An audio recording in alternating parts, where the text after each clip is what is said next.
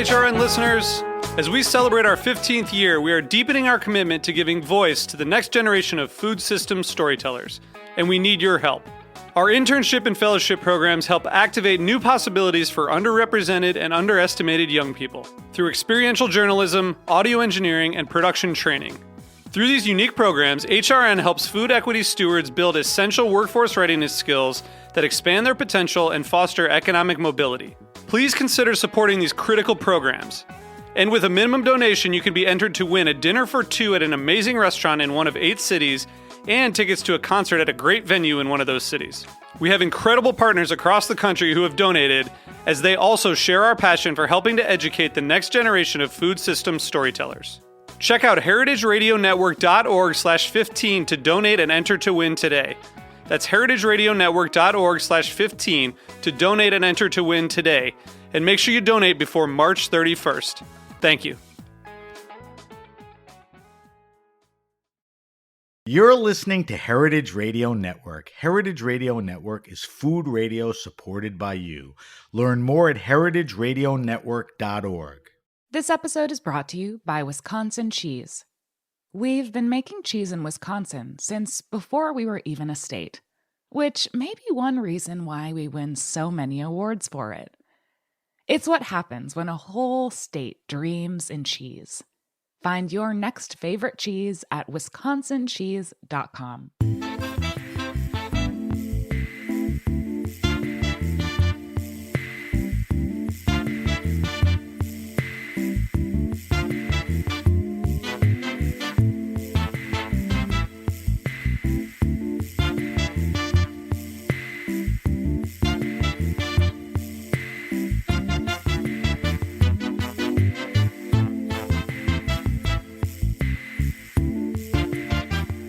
Welcome to the Grape Nation, your weekly wine journey. Our guest is Jean-Baptiste Lecaillon.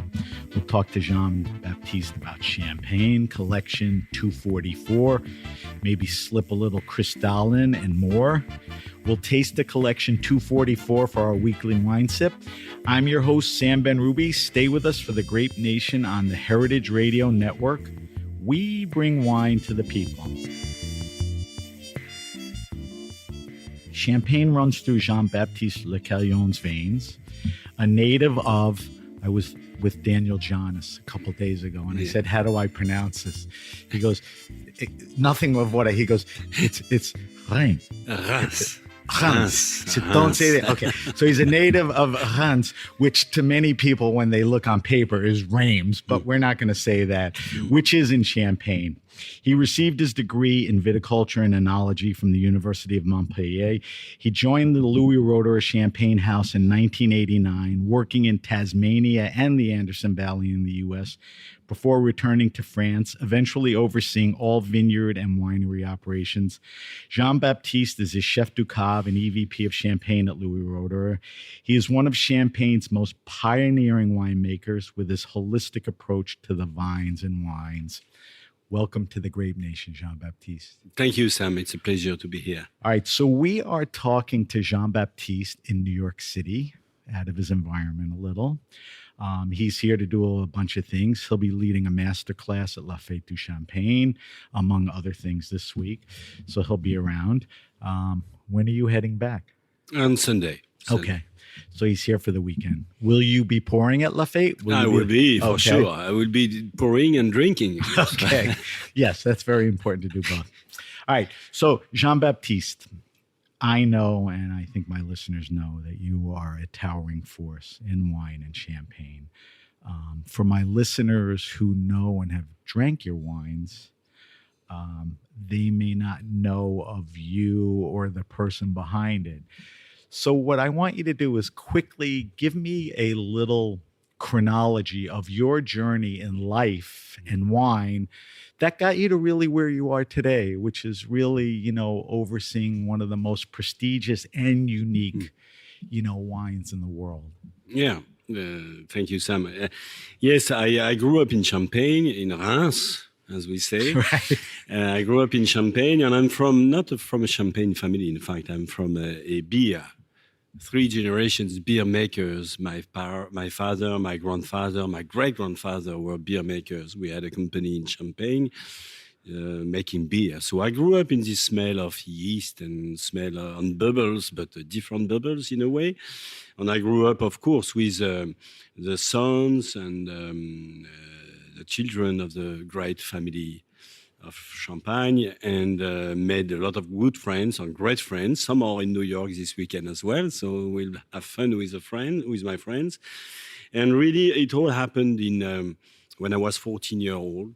Just we had a trip to Burgundy, school trip to Burgundy to meet a Burgundy writer, and we had a beautiful visit at Dujac in Moret-Saint-Denis. Pretty good start. Pretty good start with Jacques Sayce. And it was in 1981, and Jacques opened some 1978 Claude Laroche. I tasted these wines, and I told myself, this is what I'm going to do.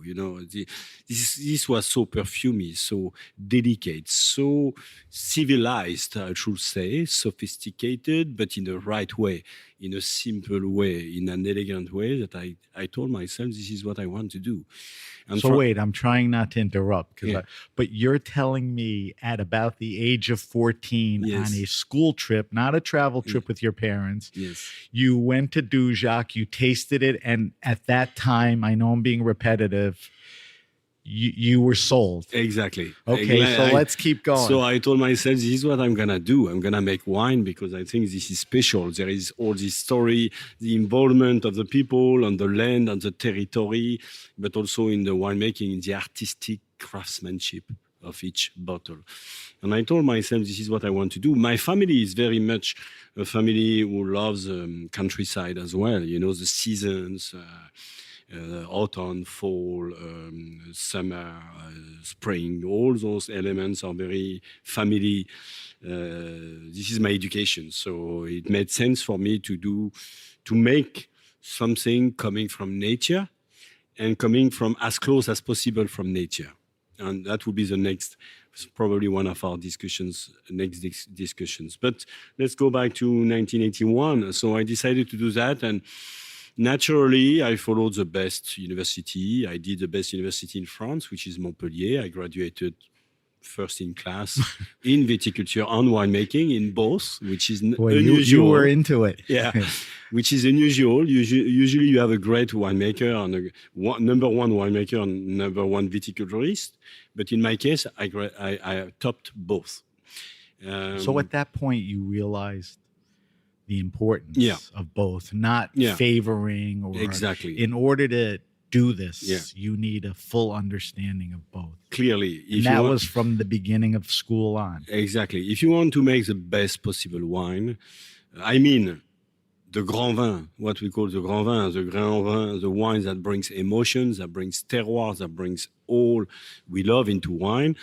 You need to have great fruit, so you need to be very good in the fruit terroir and the way you cultivate, but you need to be a pretty good winemaker too, to not ruin all what was done in the vineyard. So sometimes people believe that it's all coming from the vineyard. It's true, but you can ruin quickly by transforming too much, by overplaying the fruit and so on. So you need to be very elegant in the making of wine, and I understood that you had to be the best in both. So I graduated from Montpellier, and then when I got out of graduation, Jean-Claude Rousseau, the sixth generation owner of Louis Roederer, came to Montpellier and asked my...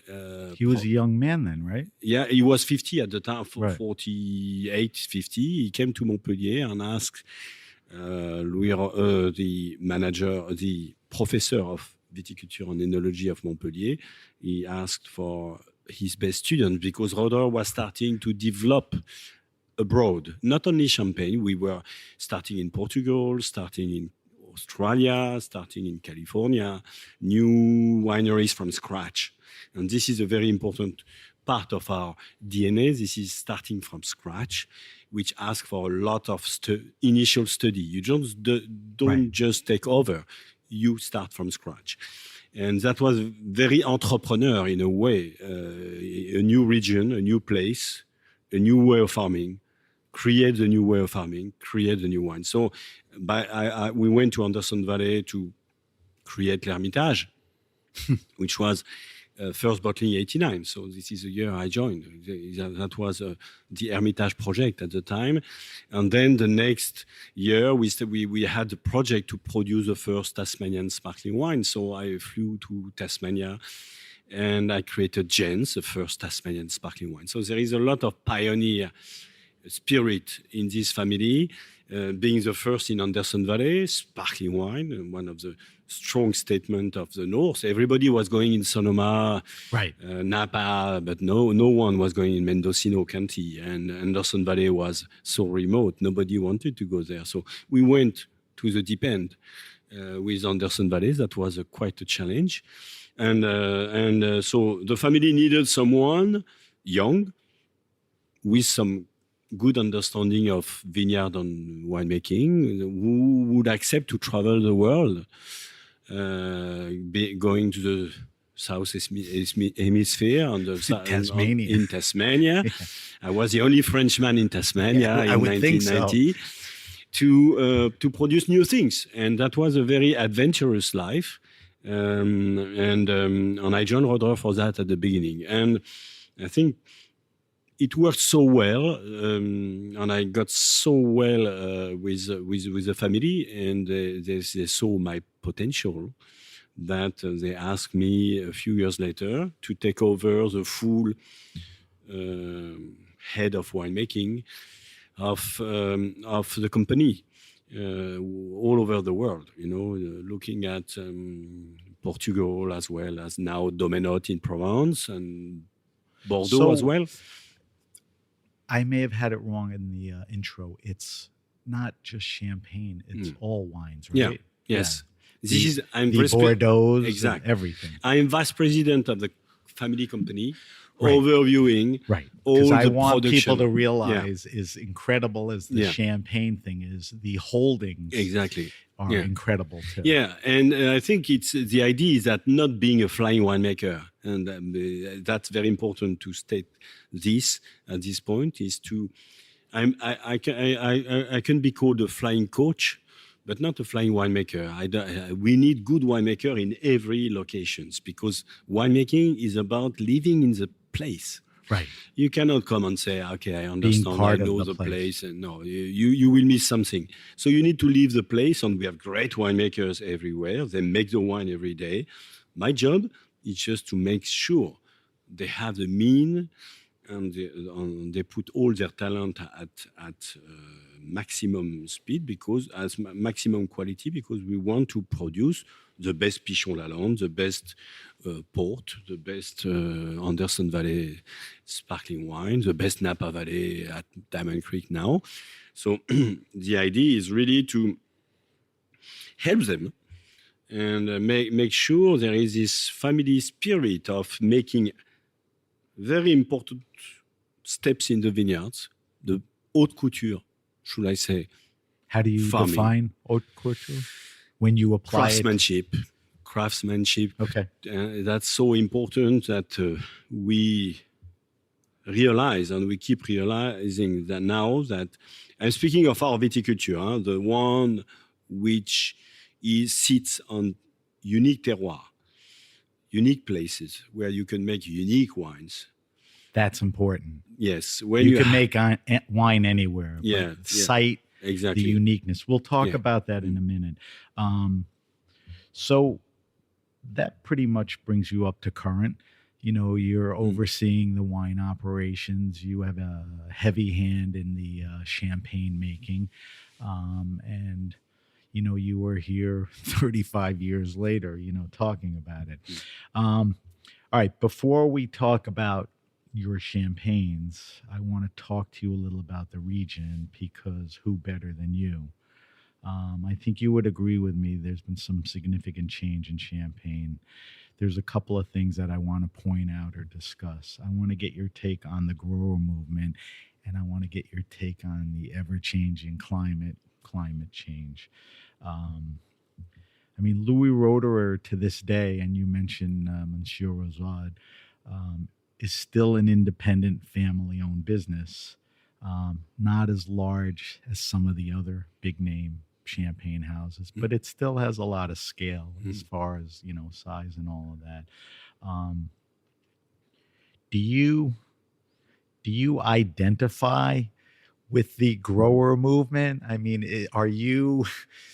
What is your identity? Are you a big name champagne house? Is the grower thing, something that's important to be? I know you may mention 70% of the grapes you use are yours. The other 30 are other growers. They may be the growers. Yeah. How do you think about it? I think what you say is true. Champagne is changing. So there is a grower movement, there is climate change. Maybe they are quite linked, in fact. Yes. Maybe there would not be grower movement without the global warming or the change of climate. That's fair to say. Because the terroir now are singing more, so you can create more single vineyard expression that was just not possible 40 years ago. 50 years ago. Because of climate change? Because of October harvest with very, let's put it that way, very hard, difficult ripeness. The fruit was hardly ripe. So you had acidity was the main player. It was a very acidic fruit, but it was not so tasty. And what happened with climate change is this tasty fruit, the acidity went down, and I think it really created the grower movement as well. So you mentioned October and high acidity. Because of climate change, you're picking later? Late August, early September now. Okay, yeah. So and also because of climate change, but also because we have changed our farming Well, we're going to get into that. So that is also playing a big role. It's not the same farming. It's not the farming, what I would say, that was aiming first and foremost at yields, which was the case in the 70s.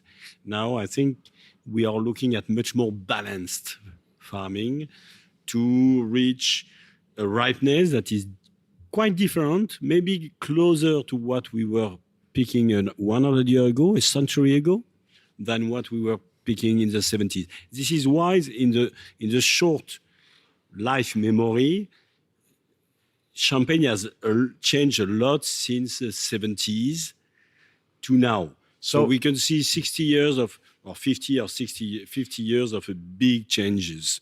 But if you look at it in a century, maybe we are closer today than what we were in the early 1900s. You may be right. Yeah. So there's probably in the end nothing good about climate change, but the climate change effects in Champagne, is that in the end a benefit, or is benefit the wrong word?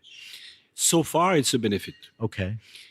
So far, let's put it that way, the global warming. Right. So far is a fair way to say it, because this ain't going in the right direction. Exactly. Yeah. So far, we were at the limit of maybe being too wet, not ripe enough. Now we are riper and less wet. So that's an improvement. Now, so far, because we don't know where we go. I should say also that the global warming. We have climate change has two dimensions for me. One dimension is the trend, which is getting warmer, drier, and so on. But another dimension is more complicated to handle, which is the extreme changes and quick changes from 1 week to another, from 1 month to another. You can be, we had it this literally year. Swings. Exactly. Like high, low. Exactly. Not just little bumps. Exactly. We had late August, we had a heat wave. And the next week it was rainy and cold like autumn. And then the next week you go back to heat wave. So it is changing quickly, and the weather forecast is really bad. You cannot, I think all the anticipations of weather forecast are always all wrong. Last summer we were said that we would have a very dry, hot summer. We had a cool, cold wet summer. So if you know that's become the case, what do you do? I mean, if you prepare for one, it's the other.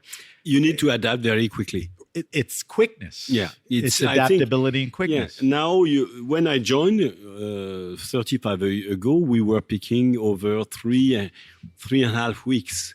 Now we pick over 2 weeks. So you need to go quicker, faster. Everything has to be done quick. What happens to the fruit if you don't get it in quick? Because it goes quickly from the stage it is not ripe to it's overripe. It's overripe. Or it's clean, or it's you need botrytis infected. So there is a window that is getting shorter, but also not only for picking, also for debudding, for pruning. All the vineyard work now is reduced and at the same time we have less and less workforce. Because it's more and more difficult to find pickers, to find... Not by choice, by availability. By availability, because... in your best efforts, you can't staff it the way you want. So we work hard and we do what is necessary to get some people, but it's hard to source the people as well. So I think we are in a very difficult situation where you have less time to do things, so you need more people. And at the same time, it's hard to find them. And this is France, sometimes the law is so complicated that you cannot hire them. So really, because it makes the law, you need to stop and return, and short-term contracts and so on. So it's to complicate things more. It's getting very complicated. So. I mean, part of a biodiverse culture, which we'll get into the specifics, includes people, and finding people is an issue, taking care of them in the right way, and then all the obstacles. You're exactly right. So it does not only include people. I would be even stronger than you. I think people are at the center of it. And if you think about it, what makes a grand vin, it is the people. They are at the center of it. The people in the vineyard, the people in the cellar, the people in the creation of the blend is key to the quality. So I think more than ever, people are on the center of the equation. I couldn't agree with you more. There's been the discussion in a good way that leans more towards farming. You said it earlier. I mean, you need to farm well and make great grapes, but certainly in the cellar, you could screw it up or make it better. That's been a discussion, for a while, but people are not part of the discussion, and they're such an important part of that. So I'm glad you brought it up. The grower movement probably has come about due to some generational change, and the fact that you go out and have to seek additional grapes. I would think you have certain requirements of these people, and a lot of these people are the growers that have shifted generationally and kind of give a crap about how they farm. Is that fair to say? Yeah. I think it's all moving. And I think the grower, so coming back on the grower movement, it was your first question. I think it's a great news for Champagne. So it can only be great news to have talented, young or not that young people, both making beautiful wines with a different vision, with different statements, different ideas, lots of creativity. And I think creativity is a key word here. It's not about being small or big.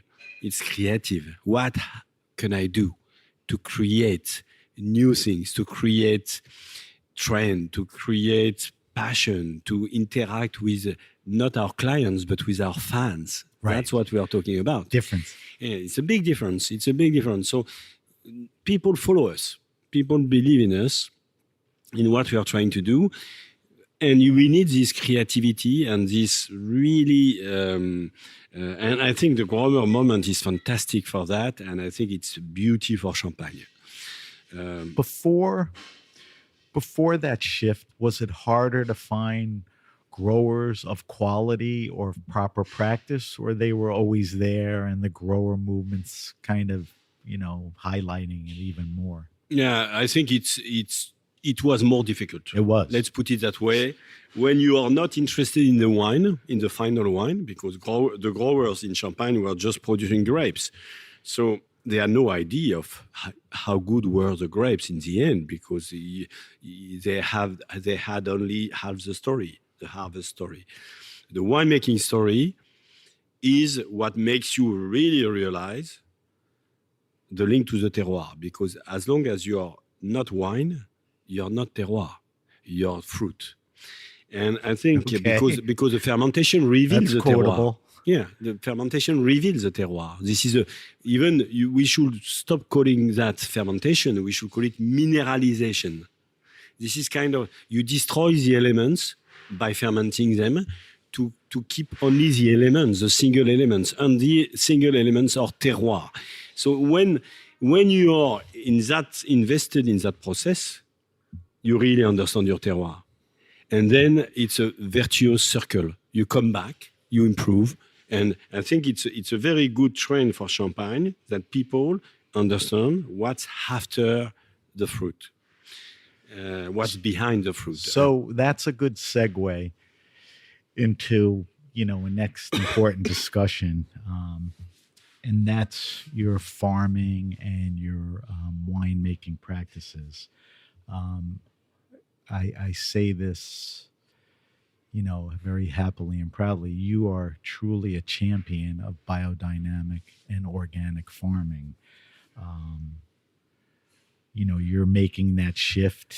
You're almost where you want to be in most places.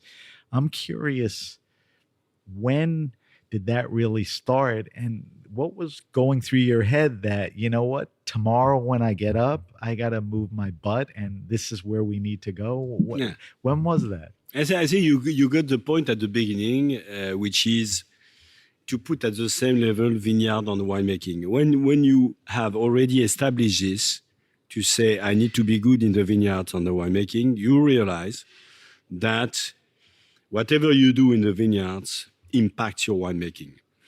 And I should even say that what we have invented at Roederer is probably craft the wines in the vineyards. What we were doing before in the blending, 70% was done in the blending. Now it is 70% is done in the vineyard, because it's already.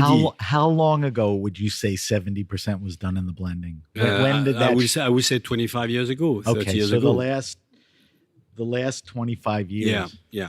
Because we have moved, thanks to organic farming and more deep-rooted vines, more balanced yields, a better farming, a better pruning, by the way. Talk to me about pruning. There's lateral, and I mean, is it fair to say that's an innovation or a practice that you felt has an impact?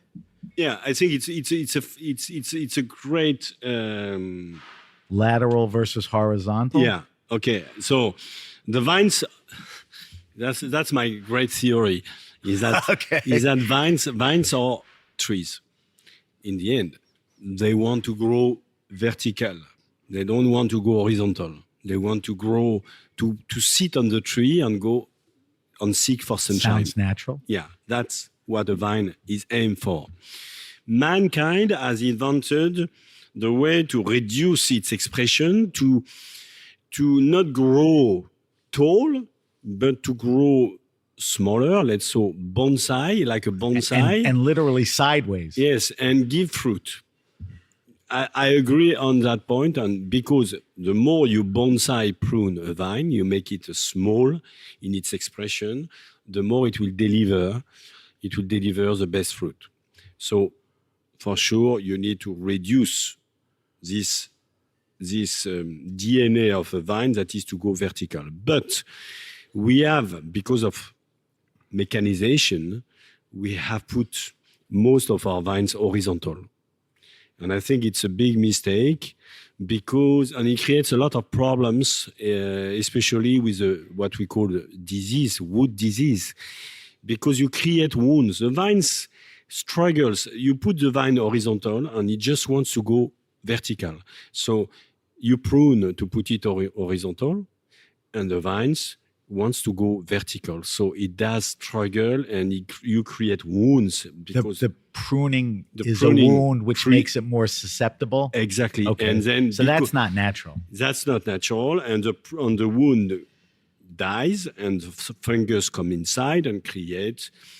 So you need to have very good sap flow, very regular sap flow, and very as vertical as possible. So that But how do you do that? so You're not growing trees, but Exactly. you're aware that Exactly. so you're minimalizing pruning, yeah. or So there is a very it exists. This is what the south of Europe call gobelet in pruning, or what Côte-Rôtie or Hermitage call échalas, which is just go up. Just go up, prune, go up, prune, go up, and don't go horizontal. And what we have done at Roederer is redesign our pruning to the Chablis method, keeping all the Chablis style, Chablis pruning, which is a specific champagne. It has a Chablis name, but it's not from Chablis, it's from Champagne. okay. And making it more vertical to have a better sap flow. And we have been working on that for the last 12 years. So to visualize, is it more leafy? Is it fuller? Is it growing up a little more instead of trimming down? I mean, if you looked at it, is that what you're seeing? Yeah. I think it's more leafy in the way that the bunches, the clusters are more located within the leaves. They are not outside. Ah, okay. So, and this is a good technique especially for climate change and too much heat, because you protect your clusters from too much sunshine. So, I think it grows your fruit within the vines. And what is really impacted by this pruning is the homogeneity, the regularity of bud break. I think because of this pruning, we have a bud break that is very regular. It's sort of a natural progression. Yeah. You do that, this happens, that's a good thing. Yes, and as you know, there is a phenomena in the vineyard that we call acrotonia. Acrotonia is the last bud have always more power than the first bud, because the sap flow go full speed to the last bud. That's how that works. Yeah, exactly, because they want to go vertical. So the best chance to go vertical is to put a lot of sap flow to the last bud. So you need to reduce this to get as much sap flow in each bud, not only the last one. Right. And that's the pruning can help. Would you say, so that's a practice that you're doing. Obviously, not everyone is doing it, and probably not a lot. Is soil regeneration? I guess this is a good chance to talk about what is biodynamics, what is organic. It's in the books, but you, through your years, have figured your definitions or what works. Talk to me a little about that. Yeah. Because when I talk to you about biodynamics, I just want people to know there's not a lot of champagne, not a lot of champagne houses that have committed to biodynamics. Yeah. And as I said earlier, the scale of Roederer is pretty big. So that's a real hefty commitment. So biodynamic is a philosophy, I should say, or a way of looking at your vineyards as a global organism. You don't look at your vineyard just by what you get from each plant or the crop you get from it. You look at your vineyard as a circle, of a perfect circle. You take from the soil what return to the soil, or you have to return as much as you take. I think this is the whole idea of biodynamic is this one, is I take from earth something, from sunshine something. I need to bring it back to the soil, to nature, because regenerate. If I don't, at one point, the system Dead. is dead because you take too much.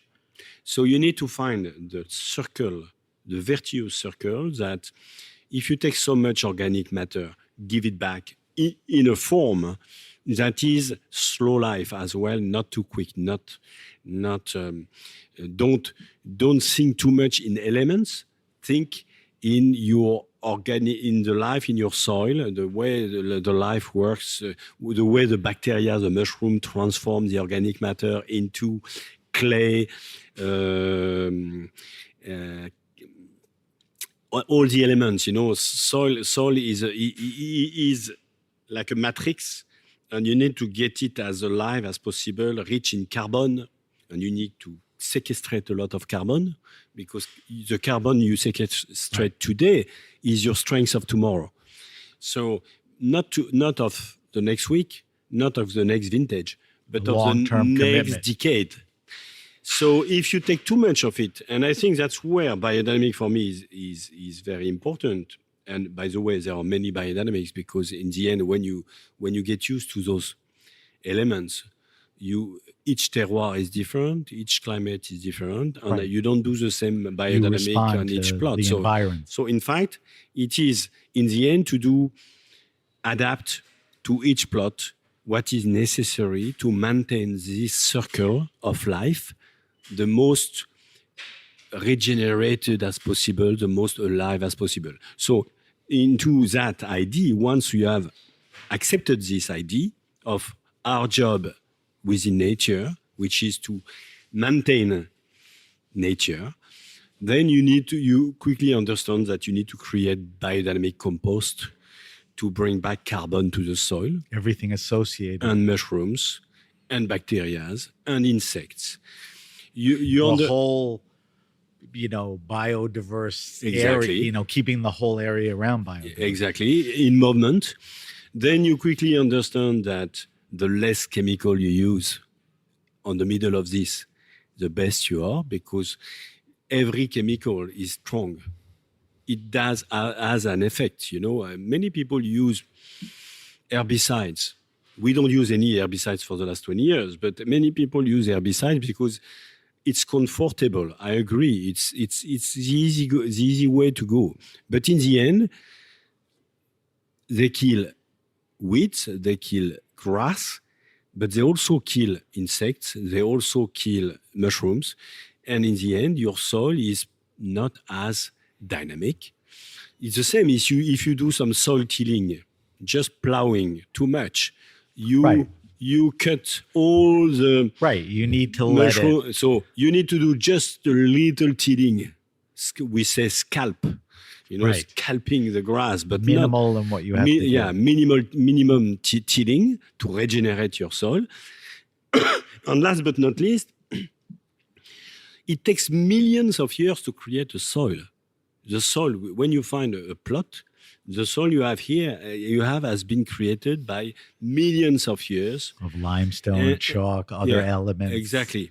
And you bring on this soil, you bring a backhoe, very powerful bulldozer or anything, and you till everything, you move everything. So you destroy 1,000 years of a balance that has been established in this soil. So you have to be very careful to this soil. I think biodynamic, in a way, is also being more conservatory to your soil, to be more respectful of your soil and say, hey, I'm just here for a while. It's been there well before me. Right. And I just need to nurture it, not to change it. Yeah. What, I ask this question sometimes. It's kind of an awkward question, and, maybe so vague or open, but I want to hear your answer or description. What effects of farming this way, and you kind of walked us through what does it do to the wine? I mean, everyone says it's always more lively. I mean, can you get a little deeper than, what? And you've tasted everything without, organic, not biodynamic, both. Yeah. So first answer, for me, this is the most powerful answer, is that when you are engaged in a biodynamic farming. You empower your people, your craftsmen, your vignerons, your growers in the story. So, and you have little chemicals. So you have you take a lot of risk. It's very risky business, by the way. But so you need the attention of every minute of all your team. And just by this attention of every minute, you see things that you didn't see anymore. Little details. But as you know, a great wine is a sum of details. It's not one thing. It's not two things. It's a lot of things. So when you have a team on deck looking at every single details, in the end, your wine is better anyway. So there is always this attention to details that for me is number one. Then there are some facts, which is, for example, a clear fact that we have discovered quite quickly, that when you do biodynamic farming, you have lower pH. You know, the pH is what we call the true acidity, not the acid figure, but the true feeling of acidity is a pH, because it regulates, pH regulates all the enzymatic oxidative movements. So it is slow cooking. It is slow life. Right. Biodynamic. That's a good way to put it. So you slow down everything, and the wine of biodynamic are more reductive. They are more shy, tight. So some people say it's more alive, more energetic because they are tight. They are not fleshy. Why. They are not fruity. They are tight. They are built to age. They are built to age.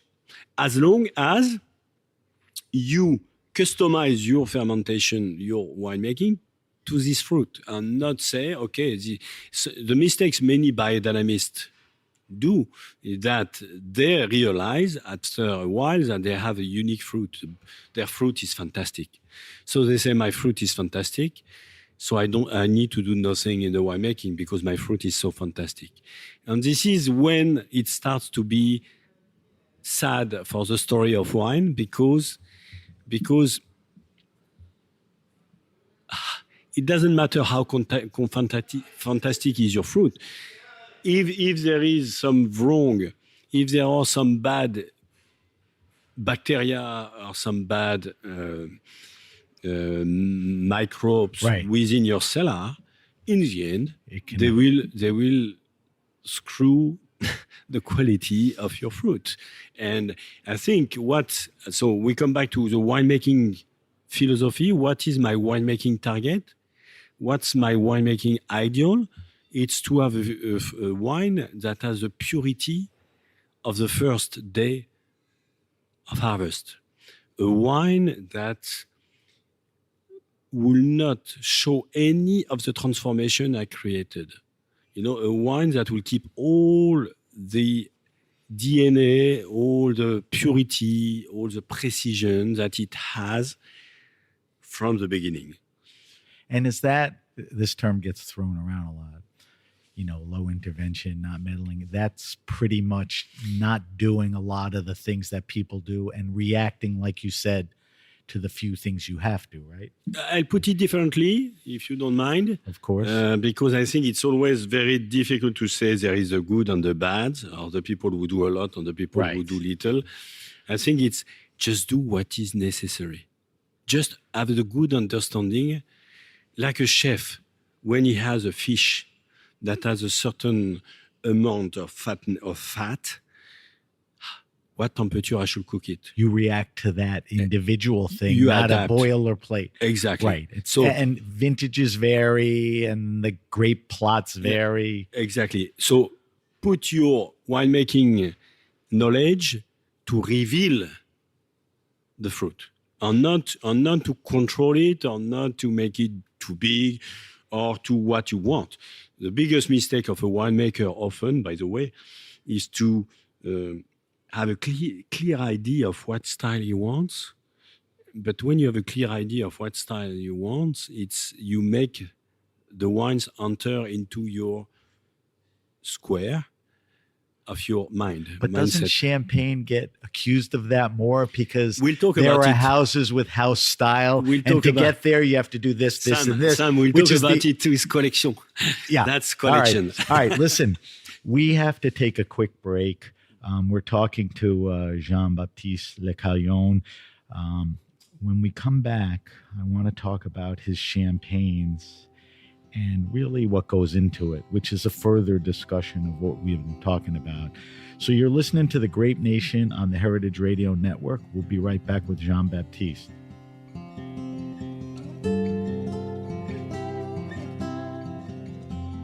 This episode is brought to you by Wisconsin Cheese. There's a reason when you think of Wisconsin, you think cheese. Cheese is a huge part of Wisconsin's history and future. In Wisconsin, the state of cheese, the tradition of cheese-making excellence began 180 years ago, before Wisconsin was recognized as a state. Immigrants traveled to settle in this lush green hills of Wisconsin, bringing their cheese-making traditions with them. These storied skills, combined with the freshest milk available, created a cheese-making culture that is uniquely Wisconsin. Wisconsin's 1,200 cheesemakers, many of whom are third and fourth generation, continue to pass on old world traditions while adopting modern innovations in cheese-making craftsmanship. Find your next favorite cheese at wisconsincheese.com. Okay, we're back. We're back with my guest, Jean-Baptiste Lecaillon. Jean is he's the guy at Louis Roederer. Anything that goes over your tongue, he's responsible. All right, so let's talk about the champagnes, but it's not just, it's everything that, goes around and through it. So I want to talk about that. I have a bunch of questions. I do want to focus, because we don't have all the time in the world, on the collection series. And if we can, who can let you out of the room without just talking about Cristal for a second? So as a lead-in, one of the more significant changes you made at Louis Roederer was the recent shift from what was a very terrific and popular champagne, your Brut Premier series, to what is now the collection series. So to get the obvious stuff out of the way, why and how did this come about? Again, you woke up and you said, wait, no more. What happened here? No, I think it's one more time adaptation to what's happening in Champagne, what's happening in the vintage. By the way, I think it all for me. It all started with 2002 vintage, where that year was such a beautiful year. Every single tank was beautiful. Famous champagne year at this point, right? Exactly. So every wine was really showing beautiful expression. And we came to the recipe of Brut Premier to make Brut Premier. And as you know, the recipe of non-vintage in Champagne and Brut Premier was to make the same taste every year. So Which is what we just talked before the break about a style, a house style. Exactly. That didn't sit well with you any further? No, so same recipe every year to make, so same percentage of everything, roughly, to maintain the style from one year to another, and reserve wines just to play and correct a little bit. That was a great idea of the 80s, again, late harvest, we had to create. And what was making, for me, the big difference between a non-vintage and vintage category was the ripeness. Vintage fruit was ripe, non-vintage fruit was not ripe. So you had to correct it in a way by blending and so on. So it was... Why wasn't it as ripe? Just because of the plots, or Yeah, they were younger? exactly, All the obvious exactly. things that make it not as good. Because Okay. it was not ripe, so very acidic. So you had to do full mallow, green sometimes. So you had to use reserve wines. While a vintage had the fleshiness, the texture, and could be handled by itself. So that was the case before, but because of climate change and because of the change of viticulture, now we have more regular quality, higher qualities everywhere. And this is, again, why the grower movement is so popular, not only in Grand Cru, and Premier Cru, but also in other cru, in Meunier and so on. You have some growers who do great job in some places. So things were changing in front of our eyes, and we realized that's not how you wanted to continue it was to not make this exactly popular. Yeah. So cuvée. we were making two categories of wines when we were blending in the winter. Vintage wines where there was a freedom of creativity. We were creating lots of beautiful wines, different from one vintage to another, with a great wine story behind why 15 is different than 14 and so on. But Brut Premier, non-vintage, had no story except his recipe. It's good wine. And boring. And just maybe completely locked into the segment of aperitif. Because you don't, at the aperitif, you don't speak about the wine. You just have fun. You meet the people, and then when you go for your dinner, then you start to look at the wines and discuss the wine. So this, for me, for a wine geek, a champagne lover, I was unhappy with that, and the grapes could deliver better. So we started to think about how can we take advantage on this and create the multi-vintage of the 21st century. Isn't that when you started committing to biodynamics too? It's part of it as well. Right. Yeah, it came after. But maybe biodynamic for me was more obvious and more from day one for vintage wines. And maybe not that obvious for non-vintage at the time wines. And don't forget that for non-vintage as well, or multi-vintage, even for collection, we still buy some grapes from growers. So we had to. It's not only our vineyards. But you have strong requirements of exactly. who we talked about that. So that's the first idea. The second idea is that the new champagne is changing. So you call it the grower movement, I call it the terroir-driven movement, which is maybe slightly different because you don't need to be a grower to be terroir-driven. TDM, the terroir-driven movement. Exactly. We're coining that today. Yeah. So terroir-driven movement, a strong wish of new talents, a strong movement of new talents in Champagne with coming in charge with lots of creativity. You know, that goes from way beyond the bubbles.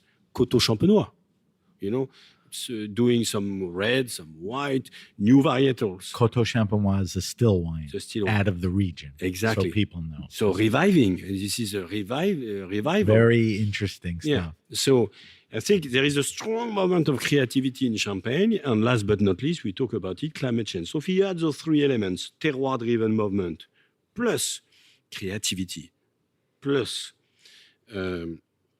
which requires a lot of freedom and creativity, by the way, plus climate change, then you need to say, I need to stop my non-vintage. I need to create something new, something more terroir-driven, clearly more terroir-driven. Kind of brilliant. Tell me about some of the things, you're doing. You're working with perpetual reserves, the way you want to do it. I always get this pronunciation wrong, but you're not chaptalizing a lot. Some mallow, not too much, not a lot. I think a commitment to stainless and some oak too. More oak. So tell me about all those things. That was part of the change in the recipe too, right? Yes. So there are different levels of. Maybe Réserve Perpétuelle is the strongest of all, but maybe I will talk the last of it because I think it has a very specific purpose. Let's talk first about terroir-driven. Terroir-driven, we have changed the grapes from our vineyards, no problem. We purchase grapes from growers. So we have changed our contract with the growers for collection. Now we don't buy Meunier or Pinot Noir or Chardonnay from this village. We buy one plot. This is a plot that is collection. So you understand and know exactly what's coming out of it. Exactly. We have chosen the plots with a grower, and we visit it 3 times a year, and we decide the picking dates with the grower as well, and the farming is discussed with the grower. So we have a much more we are hands-on into the farming. Again, control the farming. This is also multi-vintage. The non-vintage, you were inheriting the fruit at harvest time, and good or bad. Multi-vintage, you need to direct your fruit from even if it's not your vineyards, have a good relationship with the grower, select the plot and make it. My part of the job in doing that is to ferment all my wines, including purchased grapes, as I do for Cristal. Single plot fermentation. All our wines now, and this is new with collection, because with Brut Premier we were doing some pre-blend at harvest time. Now, every juice that comes in the cellar with collection is handled like Cristal. Single vineyard fermented. So you have over 450 plots in 250, 40 plus hectares, but you look at it as plot site specific. Every plot is single. That's a big undertaking. Yes, but this is the only way. Right. This is the only, to get the results that you want. You want to make terroir-driven wines, you need to let the terroir shine. Right. And not pre-blend or anything. Do the final blending just as a fine-tuning, not as a style building. Right. That's. But a little sidebar thing. You sit here and listen to this and you go, oh my God, this guy's going through so much. I probably can't afford this champagne. And the crazy thing, and we'll talk about it towards the end, is this particular wine, the collection is the quality to value is crazy. We're not talking about, so that's really a nice thing too. Yeah. So it's done on a large scale. And so the second idea, so terroir-driven. The second idea is, let's face it, climate change is an opportunity, but it's also a threat. Right. It's an opportunity because more ripeness, but it's a threat because of lack of acidity. Maybe tomorrow we could have less freshness into our wine. So this is what I've been calling for the last 10 years. I've done some master classes in London at 67 on that. 10 years ago, the title was Fight for Freshness. We had to fight for freshness because freshness is the DNA of champagne. And champagne must be light. Champagne must be salivating. Champagne must be not heavy. Champagne must be a pleasure to drink. And this is my fight for freshness. I want to maintain that. If I don't have acidity as high as before, I need to reduce my malolactic fermentation to keep some acidity. And I also need to find some new freshness somewhere else that can be phenolics. Slight bitterness can bring a feeling of freshness. So you're a big phenolics guy. Yeah, I'm a phenolic guy. Yeah. Just without a good phenolics guy. No, I know. I mean, it's probably an obsession of yours. Just tell people as we talk about it, as it applies to what you do and making champagne, what is phenolics? It's a compound. Yeah. It's a lot of compounds. Phenolics is what in champagne, it's very simple. Phenolics is what you find in the skin. All the champagne. Is it that simple? The skin of the grape? Exactly. That's where the phenolics are? Yeah, in the seeds as well, the pips. Right. But pips, you need a lot of alcohol and maceration. We don't do it we don't extract them too much. But so all the champagne technique is done to avoid any contact with the skin. So we press quickly, low pressure to avoid to extract too much product from phenolics. And it made sense to do that in the 70s, especially when you had unripe phenolics. Because if you extract unripe phenolics, this is veggie. Right. This is green. This is green. This is not interesting. But thanks to our new farming and climate change, now we have some very interesting phenolics. Not all, but some Pinot Noir phenolics, especially the Pinot Noir on chalk. Not for necessarily the Pinot Noir on clay. but the Pinot Noir on chalk can give this salivating phenolics if you work them properly and select them properly. So we have spent a lot of time working them to add an extra dimension. They also add... It's okay. They also add another element. It's good background. Which is to the aromatics, because the closer you go to the skin, the more aromatics you will extract, because they are in the skin. So it's a delicate... So you can give some aromatic freshness, which I call not only acid, but aromatic freshness within the phenolic. So you can find this. Oak fermentation is also a strong builder not of freshness as such, but it helps stretching the fruit. In fact, when you ferment in oak, a fruit can be seen as a sphere, fleshy fruit, round, fleshy, with a kind of textural deliciousness, but it lacks the lightness. You need to give to the fruit some more lightness. And you lean more towards a lighter toast, right? Yeah, white toast, what I call white toast. You can control it. That's important to what you're saying. What about perpetual reserve? Is that the opportunity where you have some control on how to... So the last element is, so I talk about terroir driven, about the new freshness. The last element, which is very interesting, is what I call the finesse, the textural finesse. One more time, when you compare vintage and non-vintage category, a non-vintage usually 3 years, except 3 years on lees in the bottle. On a vintage, usually 5, 6, 7 years. This is a moment of autolysis, and the more time you leave your wine on lees, the more they will get this oiliness coming from the yeasty character that needs a long... Oily how? To the mouthfeel? To the mouthfeel, yeah. And also, is toasty, that the biscuity, biscuity, and so on. Okay. There is a waxy texture coming into it, as well as the smokiness, the toastiness of autolysis.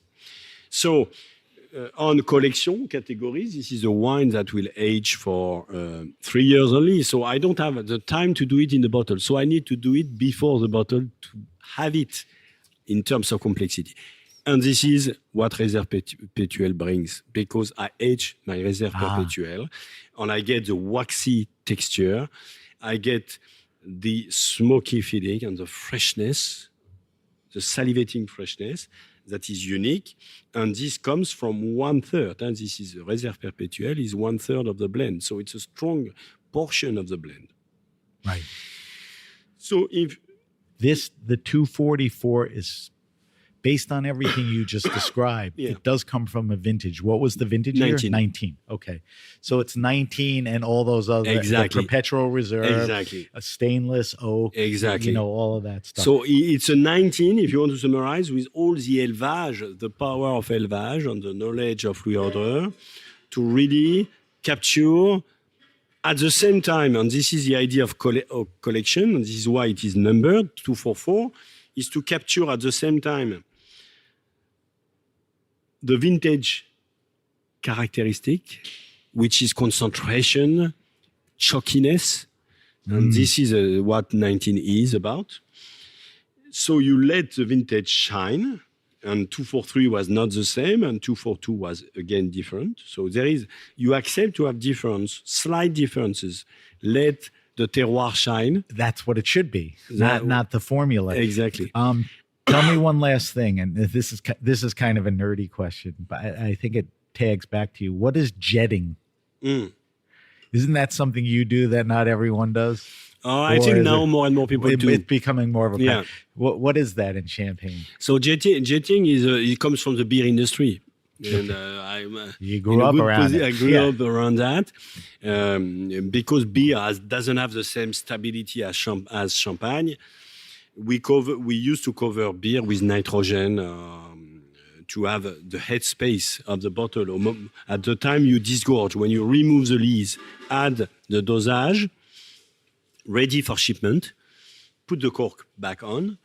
There is a headspace between the wine and The top. the cork Right. that is full of oxygen, or air and oxygen. This is really putting the wine into an oxidation which has been kept on reduction, very reductive outside of oxygen for 3 years. You put it with oxygen, so you really, we call it a shock in the cellar, the shock of disgorging. But the wine change. It's a complete different world. So, and the wine evolves faster. So the idea was to slow down this moment and to let the wine keep its track on the reductive side, not move too fast because of disgorgement, stay on the fresh reductive side. And so we cover the headspace now with carbon dioxide, which is just a drop, high pressure drop, letting the wine firm and cover the headspace, fill the headspace with carbon dioxide. So then you apply your cork. So in fact, it's one more time slow life. You reduce oxygen. Right. That's interesting. I don't think a lot of people know about it. All right. We're not wrapping up yet, but we're getting close to the end. I want you to do my wine list. And then at the end of the show, we're going to pick up the collection and taste it and evaluate it. We've discussed it enough. Let's talk about Cristal quickly. It doesn't deserve to be talked about quickly, but this is the most base, inane question, but I have to throw it at you, is what makes it so legendary? I mean, people fawn over it, unlike, other champagnes and wines. I think it is so legendary because it is the first prestigious cuvée. It is the first time a champenois decided to bottle in a specific, beautiful bottle for Tsar Alexander II of Russia in 1876. So I think it has this elegance into the bottling, into the labeling, into that doesn't date 20 years ago or 30 years ago. The clear bottle. Yeah, it's 150 years ago. So it is the king or the godfather of all prestigious cuvées of champagne. If champagne is what it is today, in prestigious appellation with a big name, it is a lot due to Cristal, because of this Cristal uniqueness that gave a lot of ideas to the next prestige cuvée and so on. Right. It's the history first to do It's it, the first. maintaining, Exactly. doing a few unique things like the clear bottle. Exactly. And then the genius of Louis Roederer in that moment was to collect the 45 plots who make Cristal, the 45 lieux-dits, which are mid-slope, the Very chalkiest, specific. chalkiest. We talked about the plots. Yeah. Now you take it to the next level with Cristal. Exactly. Yeah. Chalkiest. So this is Grand Cru, chalkiest. We talked about the vines and the bonsai vines, because they are very old buds coming from our old vineyards. So they have been making Cristal for 150 years. Wow. We cultivate them and we develop them ourselves. So there is a long, if craftsmanship is in our job in the vineyards every day, I think it's haute couture for Cristal. And we do a lot of work on this wine, but at the end, it comes from such a unique terroir that it has this luminous transparency that is so champagne, in fact. So I think It's it the carries, perfect example of that. it carries everything. Do you think champagne is still as misunderstood as it has been? It's a celebratory drink. Whether you liked it or not, Cristal was like a big club wine, bottle service wine. It was like this status thing more than others. Um, it may not get the credit it deserves as a food wine, which you and I could do a whole show on the compatibility of that. I mean, I know that, the understanding and acceptance of champagne has made strides. Are we there yet? And we just talked about what it takes to make it, not an easy thing. But is champagne where it should be as far as how people perceive it? No, I think it's yes and no. I think it's getting back. I think finally, and I've seen it over my 35 years of experience, it's finally getting back to wine lovers. Maybe it was not 30 years ago, and I was frustrated as a young winemaker to see only people looking at celebration. I think now I can tell you, I see a lot of very young, but not only young people, very knowledgeable about Cristal. They're paying attention, discovering that champagne is a wine. And I think in what's happening in the world of wine, because of climate change as well, where still wines are getting riper and riper, more alcohol, champagne has a unique opportunity to show, because of its lightness and freshness, to stay on this side of things, of not being too heavy, too winey, staying on the gastronomic side. It's a good position to be in, done right, done well. And we are clearly on the gastronomic side. And I think that maybe the next shift, if you think about the next 30 years, I hope that the shift will happen where, of course, we stay on the cocktail and aperitif, but celebration. But I would love to see one part of champagne, like ours, shifting back to food wine, to more gastronomy. Instead of bringing a white and a red to a dinner, bring a champagne and a red. Exactly. It goes great with salad, seafood, which is a lot of first courses. A couple more questions, and then I want to ask you the questions for our wine list. What's kept you around Rotorua for 35 years? That's a pretty impressive tenure. Obviously, they leave you alone. They trust what you do. I mean, what is it? Is it that? No, I think you shared vision. First, I share the vision of the family and the passion of the family, and I think I have a unique. And this family has built an asset of terroir that is unique. I think, honestly, the Cristal plots. Exactly. Right. No one has what we have. Right. And what we have done over the last 20 years is to not only have them, we had them, but to farm them, nurture in them. A perfect way. So I think they have never been as good as today. That's commitment. That's shared commitment. Exactly. And this is what maybe I brought in my tenure, and what I'm sure will stay for a long time, is that idea of, but I could not have done it on a lower quality. So I think Rotorua, if I stayed at Rotorua, it was your answer. It's because of the people of the family, of course, but also because the palette of what you're working with. And nobody else can do that in Champagne. Nobody can achieve that level of quality in Champagne. That's impressive. Last question. I don't ask this to everyone, but I ask it to a lot of people. Best glass to drink champagne out of, and what type of room temperature best enjoyed? Okay. First, on the glass, I don't like to give lessons. I think everybody has his own feeling with wine. All right, so don't preach, recommend. No. Yeah.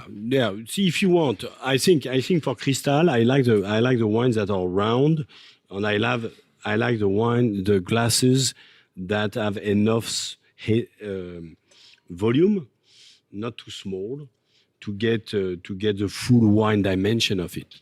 But If you want to have the freshness and only the freshness, you can go on the narrow side. Everything is good, is fine with me on the glass side. Right. Temperature, I have a clearer view. I think it's good to be. I've been on the warm side for a while. Now I'm coming back on the cooler side. But not too cool. No, I mean 9. I think the wine opens up a little warmer. True? 9 degrees, 10 degrees Okay. when you serve the wine. But if you have a large glass, then it warms up quite quickly. So let the glass Keep that do the in job. mind. Right. Let the glass do the job. But don't start too high, because if you start too high, you can be disappointed. Good recommendations. All right, Jean-Baptiste, I have a thing called the wine list, 5 questions. I've done it over almost 300 times. I've asked everyone the same questions. Don't dwell on these. Don't take too long. Let's buzz through them. So here's the first question. What are you drinking now? What's in your refrigerator? What are you curious about? Do the change of seasons shift what you drink? You know, are you just stuck tasting a lot of champagne because that's what you do? What are you drinking now? I drink a lot of things, and I'm always hunting for a curiosity, something new I don't know, something. Anything of late that you've stumbled on? Tell me. Recently I'm quite excited about some Etna Rosso. Terrific. Which I found so White so and elegant, white and red. So Etna is for me a very interesting region at the moment, but I'm coming back to Montalcino as well, so which I had forgotten maybe a little bit. So I think it's So you're familiar with Montalcino, you dropped it, and now you're revisiting it. So that's what you're drinking now. What? Give me something else. One more. One more. What I'm drinking. I always drink Burgundy. Okay. I keep at Burgundy as. This is an unfair question, but are you always drinking name Burgundies, fancy Burgundies, or you're branching out and trying an Aligote or Maccanet? You know. Yeah, it's the same. I think Burgundy is moving as well. Aligote is very interesting. You have some beautiful Aligote around, but it's great to come back to your base. I think in a wine journey, you need to have as much surprise or things you don't know, as classics. Right. So you can do the comparison, exactly, and the others try something new. And I can also taste some natural wine, by the way. Okay. Well, a lot of Burgundy is natural. I didn't mention, but I post your answers on social media. Our listeners love to hear what guys.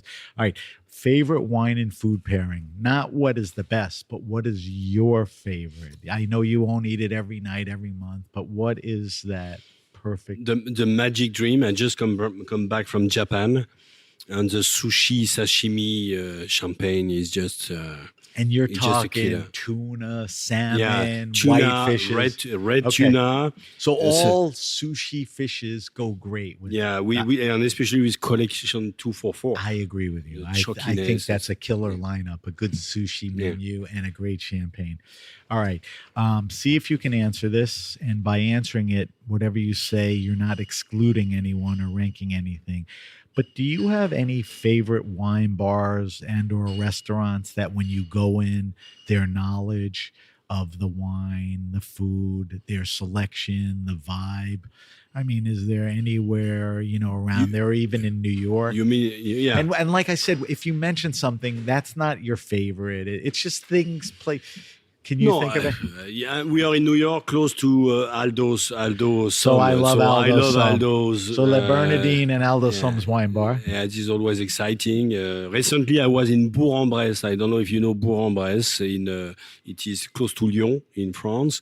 And I went to La Brasserie du Théâtre, which is they have a crazy wine list. Amazing wine list. Did you always know of this place, no, or you I didn't kind of know. stumbled on it? I stopped by. Someone told me you must opened the stop list there. and said, "Oh my and god!" the wine list was amazing. What I love in places now is those new places you find. They have a great wine list at a reasonable price. That's what makes it. And the great. food is simple to the product, and then you can. We drink more than what you eat for, That's more of an art than it sounds. Yeah. Those are good ones, and I'm going to post those. All right, 4th question. Favorite all-time wine. When I started the show, it seemed important to me that if I have a guy like Jean-Baptiste across from me, I want to hear the rarest, most expensive wine he ever drank. I thought that was cool. Wait. The best. No, I don't care about that anymore. You know what I care about? We talked about your travels earlier in the show. I want to know that wine or few wines that made that impression on you, that was a gateway, that influenced the way you thought. And I think part of it was that 14-year-old Dujac made something like that. Yeah. That was not life-changing, but what's that wine? The 78 Claude Laroche, definitely from Dujac, is part of them. I would add 1961 Aubryon. Okay, classic year. For me, this is one of the benchmark of great. So these you remember, and these when you finish them, it was just the way you thought about 1974 Heights Martha's Vineyard. Well, that I wish you can get some of that. I've had that. All right, those are good ones. 3 is plenty. All right, here's a tricky question, and some people do things where it makes them easy to answer this. I'm not sure this could be as easy for you. I want you to recommend to me the best wine around $15, $20, $22 US retail. So so my kids are in their late 20s, early 30s. They can't afford gifts for 60, 70 or go to a restaurant 90. What would you recommend as a red and as a white? And I'll give you a little tip-off. Muscadet makes terrific wines if you get the right producer at a good price. Yeah. So what's the best value wines, red and white, that you can think of? It's a good question. I think you have some... you have to think about grape varieties as well that are crowd pleaser, and definitely. By the way, you mentioned something earlier. I mean, Etna is throwing out some very good values. And, so that's a little tip, but keep thinking about it. Etna definitely. I think Rhone Valley can create some. Where in the Rhone? Like Rhone, what are you looking at? If you in this bracket of price, it would be more like Côte du Gros Rhone, Hermitage. Châteauneuf, but not would be very interesting. I think one very not on this category of prices. Well, I didn't want to make it easy for you. Yeah, it's not easy. It's not an easy one. I think one wine region that is forgotten and that can really create some crowd-pleasing wines, red wines, is Beaujolais. Agree, but sadly, even the village level wines creeped up from 1820 to like 26. But that's not bad. All right. You didn't answer white so quickly. Can you think of a white wine? Yeah, that, in that value category. I like the Portuguese whites at the moment. Great. I like the Arinto coming from Lisboa, from the Lisboa region, or you have some beautiful Viusinho or Rabicato from Douro, which are impressive and very, very accessible in terms of price. I agree, and I think, by the way, the reds there are pretty good too. Yeah. So I mean, Portugal as a country, red and white. All right, good job on that. Thank you. It's a little harder for you than other people. All right, we're going to end this show with a segment called the Weekly Wine Sip. Every week, when I get the opportunity to sit across from a winemaker, we do the weekly wine sip where we can taste and evaluate, and you can tell us a little about this wine. Today, we're going to taste a very important current wine, the Louis Roederer collection, which we've talked extensively about, the current vintage, the current availability, the 244, which you mentioned, the basis is the 19 vintage. Tell me more about this. What didn't we discuss?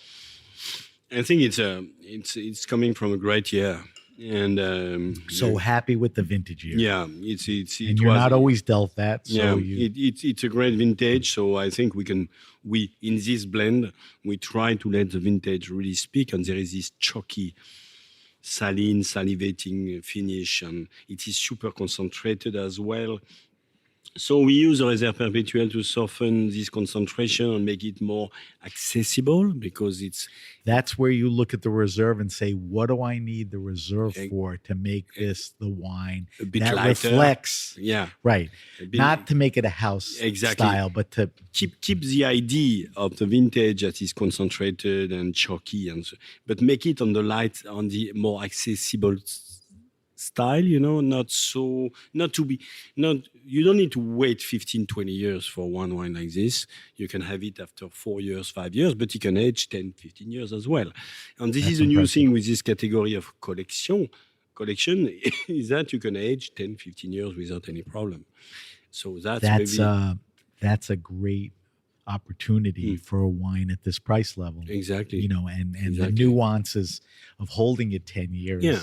is really a different enjoyable. It's not the price of a vintage, but it's almost a vintage in the making. Yeah. Tell me about the blend. I mean, Blend we're is- working with 3 grapes, right? Yeah, 3 grapes. And what we have done with collection, I think the big step with collection is that Brut Premier used to be 40% Pinot, 40% Chardonnay, 20% Meunier. Now we are clearly Chardonnay dominant. So there is more Chardonnay. Why? It's also because we want to promote the lightness. And Chardonnay is We'll add that to lighter it, than right. Pinot Noir, especially in the climate change. Chardonnay keeps more freshness.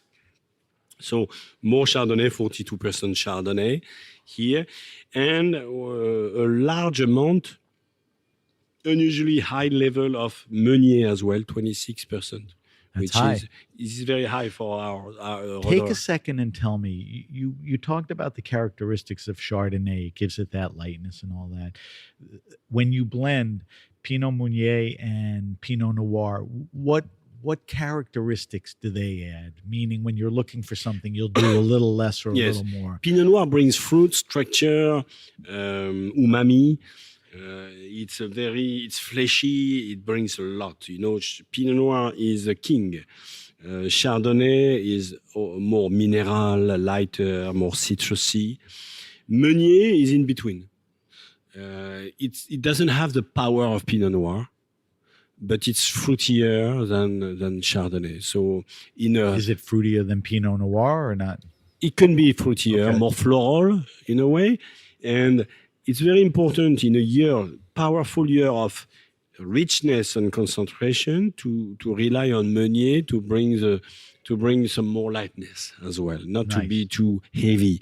Pinot Noir can sometimes make very winey, big wines, and you have to be careful not to be. And maybe this is one of the threats of grower movement today, by the way, Which is to go maybe too much on the Burgundy side. And don't forget that we are Champagne, right. and we need to stay on Stay the light. true to right. Yes. All right, let's do a quick evaluation. So let's start with color. The color to me is kind of a classic champagne Yeah, color. It's clearly. not light and it's not a dark, right? Yeah. It's got that It's quite bright, bright. And, and yeah. clear, beautiful, Mm. small bubbles. Mm. All right, I stink at this, so I defer to you. Put it up to your nose. What are the nose descriptors that you get on this? I get some smokiness, some light smokiness, and some citrusy floral elements here that are Yes. a bouquet, what I call of freshness. It's very spring bouquet, very floral, bright, fresh. Floral bright with some citrus. Where does the smoky come from? The oak? Réserve Perpétuelle, and Okay. a little bit of oak. All right, now let's do mouthfeel. The mouthfeel, is it traditional? Is it a little heavier? Is it lighter? I know each vintage varies, but champagne has a certain profile. What's the mouthfeel? Is this a medium mouthfeel? Yeah, Is this heavy? it has a very nice.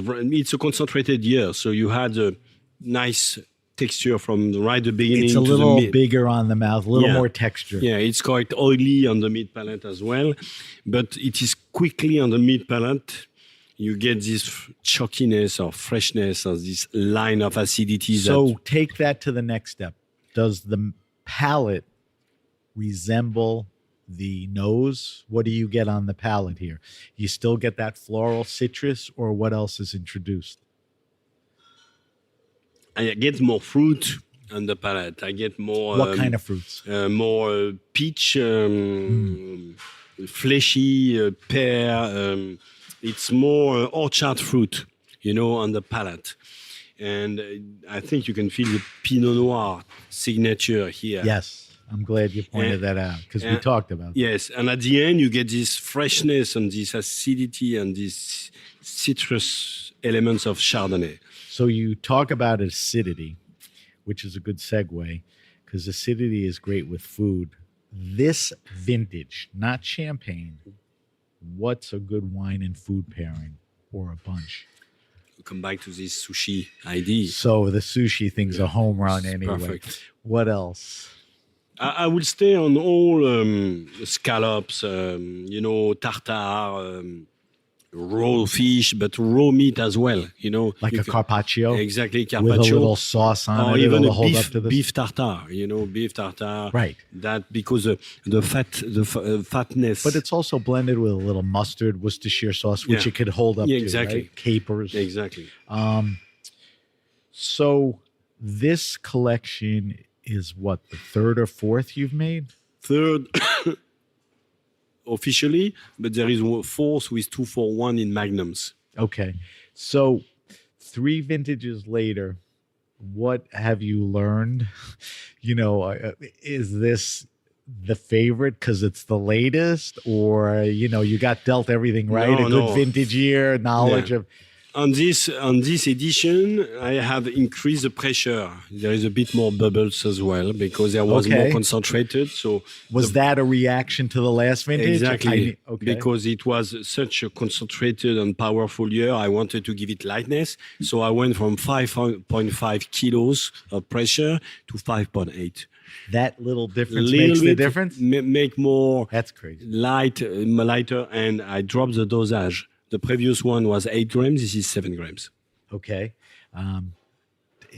Does that mean, I hate asking this, is it a little drier because of that, or that's Yeah. not necessary? Yeah. Teeny bit. Yeah, because which works with all the other elements. because it concentrated, so Right. you have this sweetness of fruit that you need to make a bit. All right, so pressure. we just tasted the Louis Roederer Collection 244, which is the current Roederer Collection champagne on the market.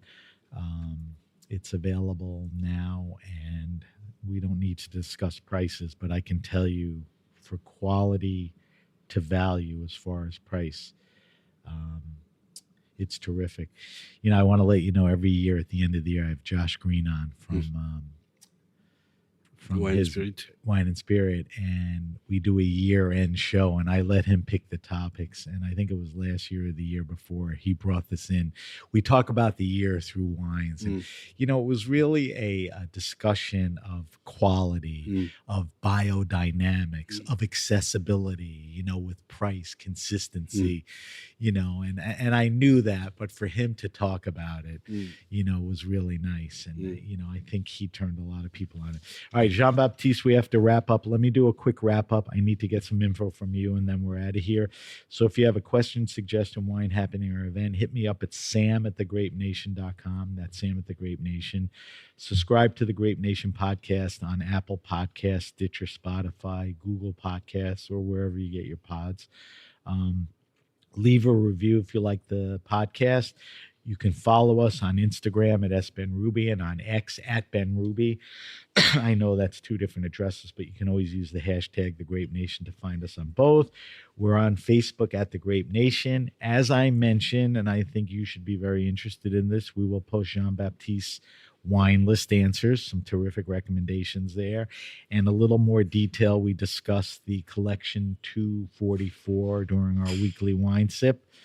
So I'll be posting that on our social media sites.